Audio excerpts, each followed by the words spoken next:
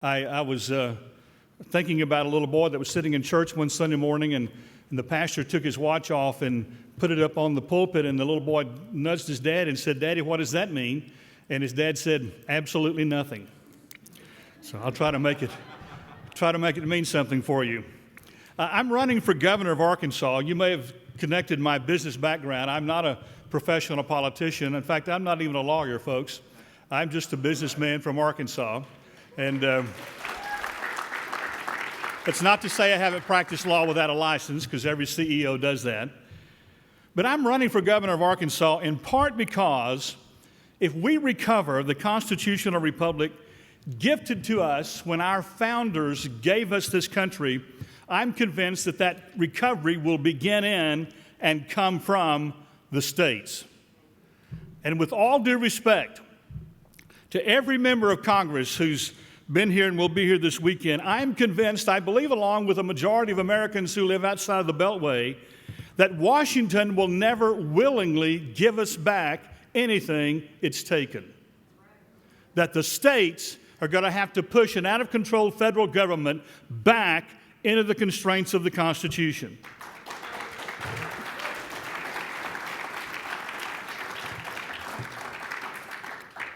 Pardon me while I have a Marco Rubio moment.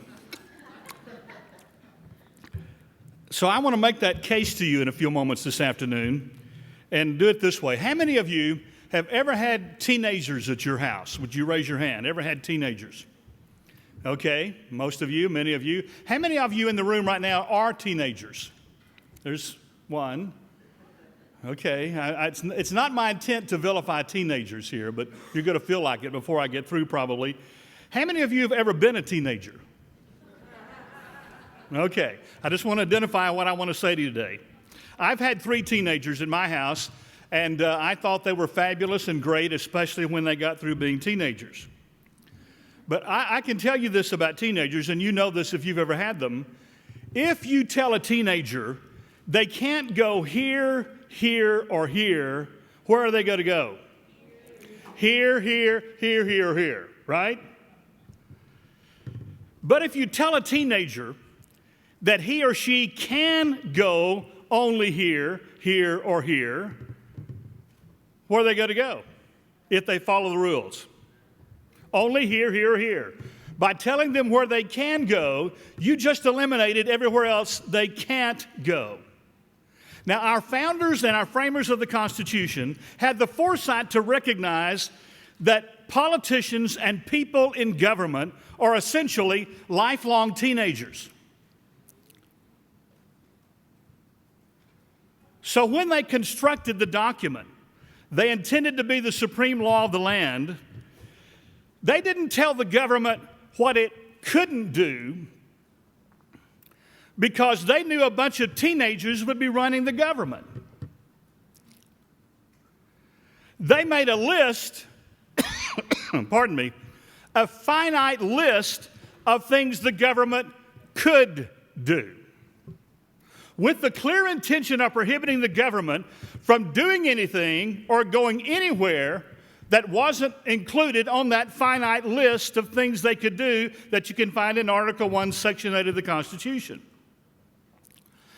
Now, that is why a man known as the father of the Bill of Rights, and I'm going to give you now a little bit, perhaps uncomfortable, but accurate constitutional history. That is why the man known as the father of the Bill of Rights was the #1 chief opponent of a Bill of Rights. Who was the father of the Bill of Rights? Do you know? He's also known as the father of the Constitution. James Madison. James Madison is known as the father of the Bill of Rights and the father of the Constitution. But if you read the history of the development of the Constitution, you'll discover that James Madison was the most ardent chief opponent of a Bill of Rights. Not because James Madison opposed the rights guaranteed in them, but because he understood that if they tried or if they started trying to tell the government all the things it could not do, it was impossible to make a list of all the things a bunch of government teenagers would try to do. For instance, The Constitution did not give the government the power to limit speech. It doesn't give the Constitution the power to restrict the press. The Constitution doesn't give the power to prevent the people from assembly or to make any law regarding the establishment of religion. So James Madison's argument was, why are we telling the government it couldn't do something that we never gave it the power to do in the first place? And Madison was worried that telling the government it couldn't do things it had never been given the power to do in the first place would create an effective argument to expand the reach of government beyond the finite list, that enumerated list of granted powers. And it turns out that Madison was exactly right. In fact, unfortunately, he's been repeatedly right. That was the argument that the Supreme Court used to rule that printing paper money that was not backed up with adequate gold or silver was constitutional, when in fact it was unconstitutional, and it's still unconstitutional.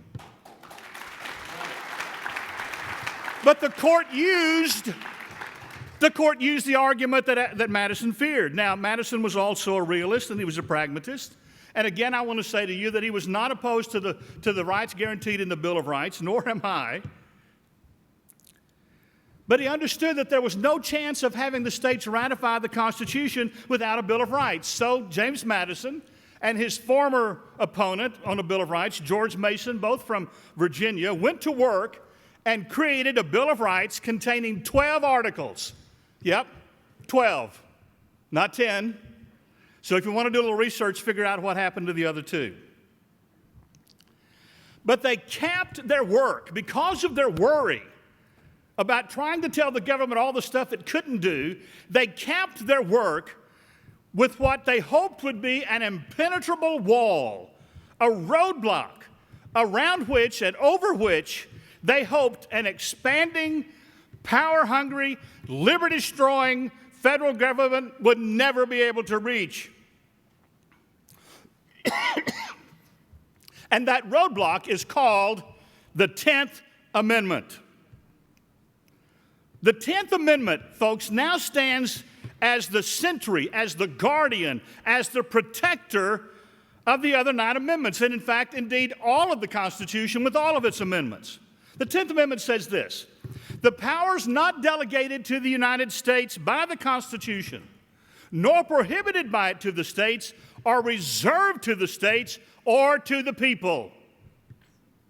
And by the way, if you wonder what that phrase, or to the people, means, the founders basically viewed the rights or powers of the states as to be synonymous with the rights of the people, and they believed that the more the power, the more the states lost their power, the more the people lost their rights.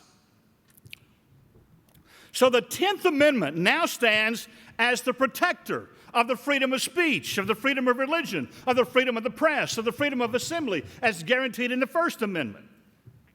The 10th Amendment now stands as the protector of the right of the people to be secure in their persons, in their houses, in their papers, and in their effects, as guaranteed by the Fourth Amendment. And the 10th Amendment now stands as the protector of the right to a speedy and public trial by an impartial jury, as guaranteed by the Sixth Amendment. And it is the 10th Amendment that stands as the first line of defense of the right of the people to keep and bear arms, as guaranteed by the Second Amendment. And let me add, shall we fail the 10th Amendment in that defense, then the right of the people to keep and bear arms shall become the ultimate and final protector of the Constitution and its amendments. We stand today, and you know all this, we stand today at the edge of a frightful precipice, staring down into the dry gulch of tyranny and despotism, because we are becoming the victims of a power-grabbing executive branch with its out-of-control agencies like the IRS and the NSA and the EPA.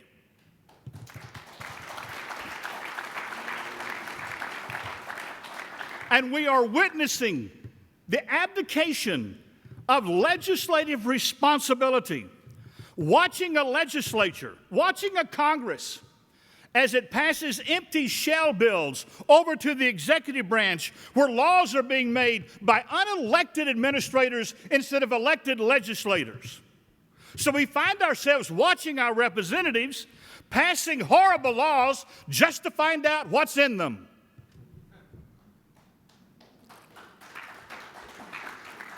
"226 years ago this past Tuesday, our founders gave birth to the most unique government on the earth. And they were unanimously committed to one important principle, and that is that the government they formed must accomplish the singular purpose of government as set forth in the Declaration of Independence, and that is to secure or to make secure those unalienable rights given to us, not by government, but by God.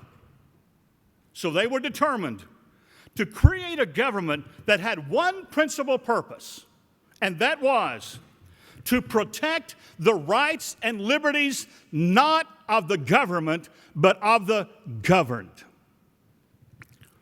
And to that end and purpose, they created 3 equal branches of government. Most of you know them. Senator Chuck Schumer said they're the President, the House, and the Senate. You know they're the legislative, where the laws are made, the executive, where the laws the legislature makes are supposed to be enforced, and the judicial, which is to make certain that the laws made comport with the Constitution and are administered fairly. But over all 3 branches of government, they positioned the most radical words ever written in a constitution. Do you know what they are? We the people. They put we the people over the legislative branch. They put we the people over the executive branch. And a lot of people still don't understand this, but they put we the people over the judicial branch.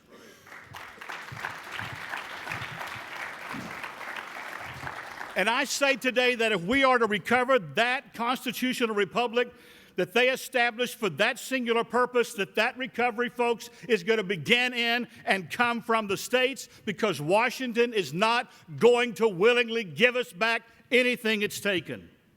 And that means we must recover the intended balance of power between the sovereign states and the federal government.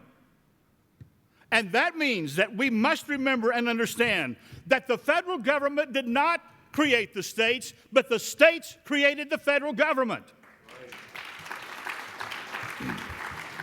And that the federal government is to be the servant and tool of the states, not the other way around.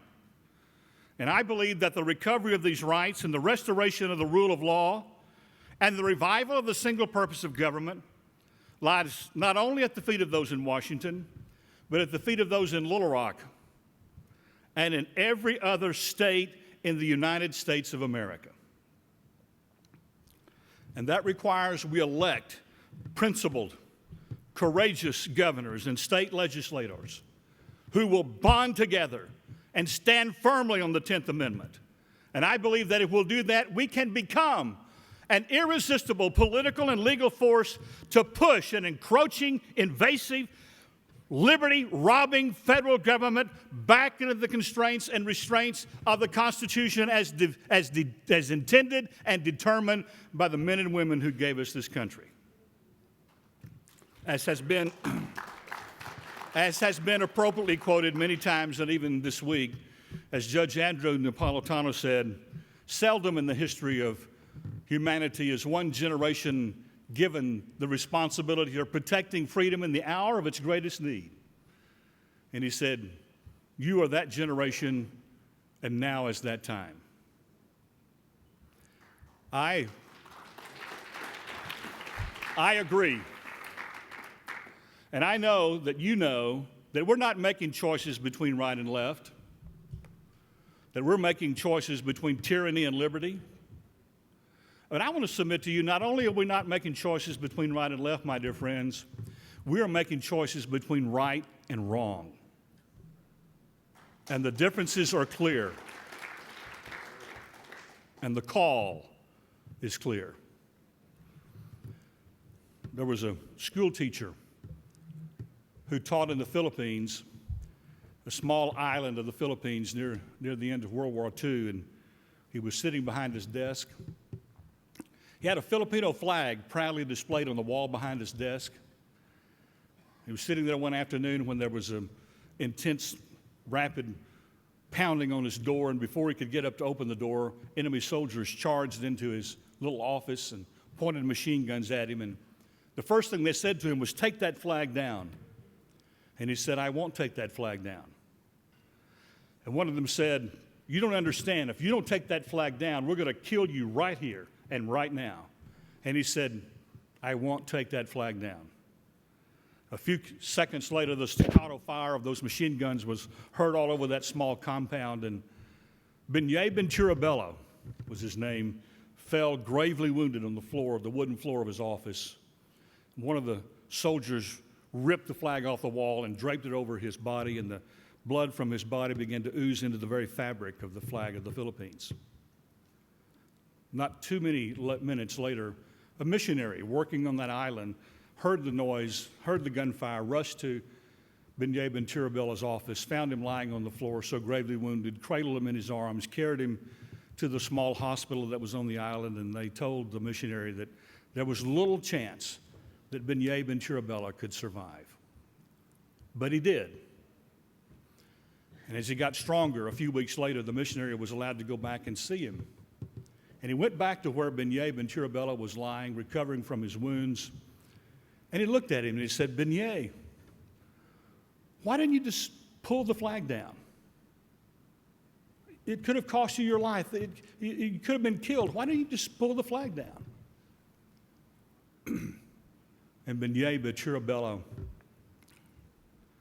moved a little bit in the bed where he could look the missionary straight in the face, and he looked at him and he said, "Sir, there comes a time in every man's life when he must prove what he believes by what he does." And my dear friends, I submit to you that if there's been a time since this country was founded when we are called upon to prove what we believe by what we do, it is now. Because the decisions we make and the actions we take will do nothing less than determine the future of freedom for our country, for our children, and for theirs. Thank you. God bless you. God bless America. Thank you so much. Thank you.